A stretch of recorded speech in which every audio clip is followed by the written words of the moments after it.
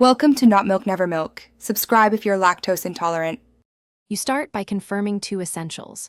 The phone has the latest iOS available and enough free space in iCloud or on the device.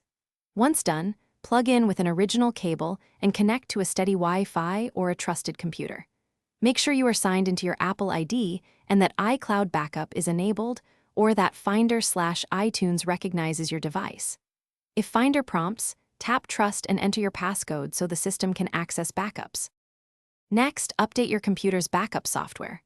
Update Finder, iTunes, Mac OS, or Windows so compatibility issues are removed. Once updated, check storage and delete any old or corrupted backups that can block a new one, freeing roughly 20% helps.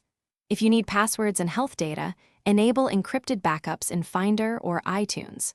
Also verify two-factor prompts and disable VPN or firewall briefly if they interfere. These steps address the common mid-process failures that stop backups from completing.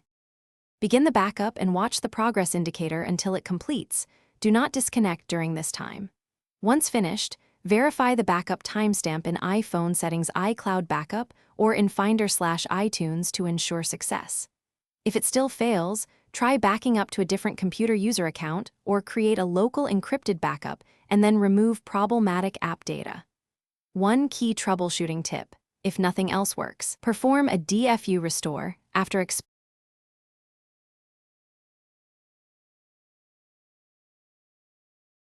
Thanks for watching. If this was helpful, leave a like and consider subscribing. See you next time.